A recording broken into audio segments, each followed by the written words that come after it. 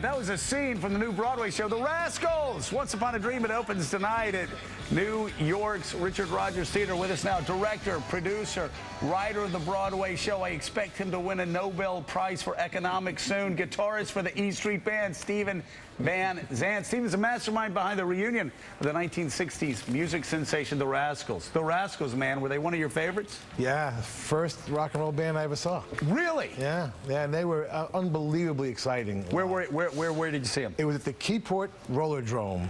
You know, the roller skating rinks is where rock and roll bands played in those days. Right. And, it was a ballad of bands, and the winner opened for the Rascals that night, and it was very exciting. You know. What year was that? 65, 66. Is that when you decided to pick up a guitar and start playing? I had just a year or two earlier my grandfather had taught me some songs from his village in Calabria on guitar, and then the Beatles hit Ed Sullivan February 9th, 1964, and the whole world. That launched a generation of troublemakers. That one show, you can trace back about 80% of America's ills to that night. And the rest to 4 months later when the Rolling Stones played the Hollywood Palace.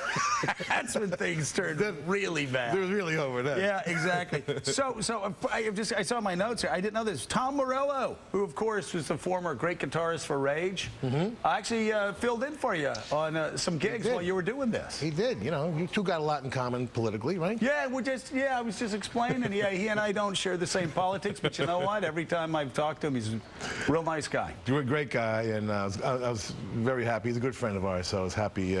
Went down there and helped out while I was finishing my TV show. Yeah. Second season of Lilyhammer in Which Norway. is just doing great. Yeah. Over 2 million hits here, and it's in 130 countries, which for Norway, they've never sold anything. Isn't that amazing? Yeah. You are the #1 export of Jersey Boys, #1 export for Norway now. for real. So let's talk about the jump to Broadway. Obviously, big TV star, great rock and roll legend. Was it hard making the jump to Broadway? Well, it didn't start out quite as that ambitious. I just thought a reunion at this point after 40 years of no one seeing them live. They broke up in 1970, you know. And they were so important, and they were so great. And, I inducted them into the Rock and Roll Hall of Fame, which was great. But for the most part, people remember the songs, but not the band. So I thought a reunion at this point is not enough. I want to tell their story also. Yeah. So we kind of invented this new form where we film them telling a story on narrating their story on gigantic screens. How cool is that, man?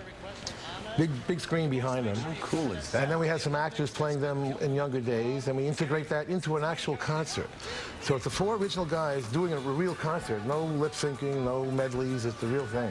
Now, I'll tell you, that is so cool, and it looks like it's pretty darn groundbreaking. Yeah. Let me ask you, of course, they did How Can I Be Sure? It's a Beautiful Morning, Good Lovin', Groovin'. What's the highlight? Is it when they break into Good Lovin'? Is that when everybody just completely loses it? That's certainly one of them, yeah. But they had 3 #1 records, which is unusual. Yeah. And about 10 top 20 hits. There's a lot you recognize. Yeah. But I also, half the show is songs you don't recognize, which I did intentionally to show their depth.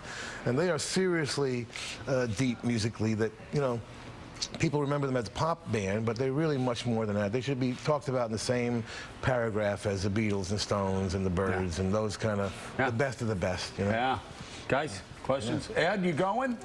You need to go to this. Come on, you always got to come. Well, it sounds fascinating to use the film and the live. Yeah, and they'll do a couple songs, and the stage goes dark, and this huge screen lights And there up. clearly is a market for this. I mean, the Billy Joel show, the Frankie Valli show. Well, the Jersey Boys, it's like Jersey Boys only with the 4 seasons actually in it, because these are actually the real guys in the show. Yeah. And it could morph someday into a show with actors like Jersey Boys. Right. But also visually, it's visually just Mark pretty Brickman remarkable. is my partner, co-director, co-producer. Mark Brickman is just the world's foremost staging and lighting guy, in the world. Yeah.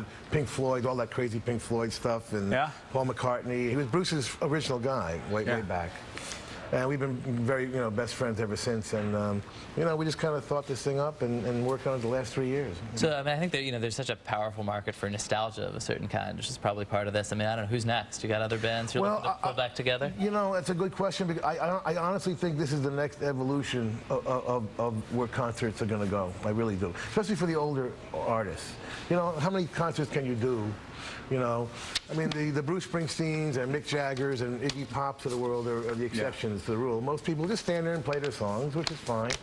This adds a whole other depth of entertainment, I think, for the concert experience. And I think a lot of bands could be doing this in the future. You said something really fascinating about the Beatles versus the Rascals as an artist. You said the Beatles were just too damn good. They weren't accessible as an artist, the Rascals were. And it's so funny you said that, because I grew up and I listened to the Beatles. That's all I listened to. I was a songwriter by the time I was 13 or 14. It took me till I was like 45 to realize that had actually screwed me up. My son had given me a quote from an alternative artist that said, to be an artist, you've got to kill your heroes. You can't sit there trying to be the Beatles or Springsteen or somebody else. So, and it goes along that way. As an artist, you look at the Rascals and you're like, I can do that. Yeah.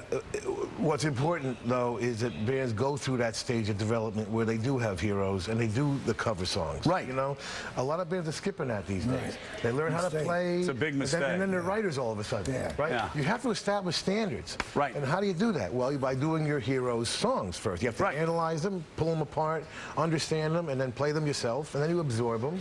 Yeah. And then, you do evolve from that. You don't want to be impersonators your whole life. Right. But it's important to start that way. It really is. I mean, even the Beatles. The Beatles weren't the Beatles. They went to Hamburg. They played 10,000 hours, and when they came back, true. And had covers on their. And these are the greatest songwriters in the world. Yeah. They had cover songs on their albums for 5 albums. Yeah. Right, 5 albums. They were still doing covers. Stones also. Yeah, doing great covers. Oh, well, that's what separates the great ones.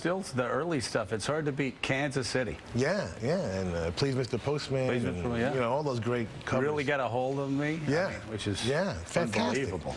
You get the originals, which are great in their own right, but then these guys doing their own interpretation of them, pointed towards them becoming great songs. What's a great thing is the kids today know music from the Rascals because of technology.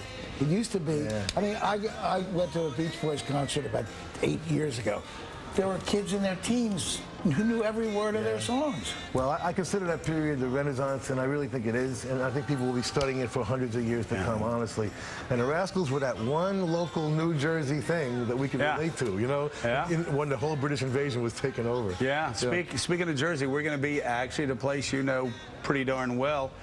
Going to be at Asbury Park on April the 19th. I'm sorry, April 29th. We're going to be remembering the 6-month anniversary of Sandy. Oh, great. The Stone's throw from the Stone Pony.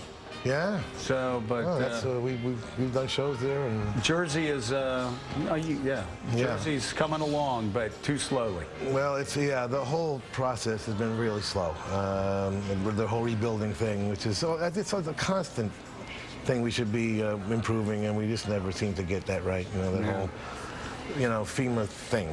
No, it just doesn't seem to ever quite. Let's be ready for this, and then come in quick with that help. And just never fast enough. It's never quick enough. No. From Katrina to Sandy. All right, Stephen, thank you so much for being here. I'll see you at the Richard Rodgers. I will be there. And it's only 15 shows. That's it. Limited. Are you serious? Oh, that's it. Okay, well, I better hurry up then. That's it. I definitely going to be there, and it's onceuponadream.com where you go if you want to get information. It's at the Richard Rodgers Theater for a limited time only. Coming up next, Business Before the Bell, more trouble.